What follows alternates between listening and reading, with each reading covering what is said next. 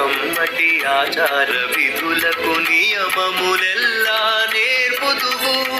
భావింప నీవే అనమేల్ మంగకు పతివై శ్రీ వెంకటేశ రక్షింతువు భావింప నీవే అనమేల్ మంగకు పతివై శ్రీ వెంకటేశ రక్షింతువు జీవులకంతర్యామివై నీవే శిష్టుల పరిపాలింతువు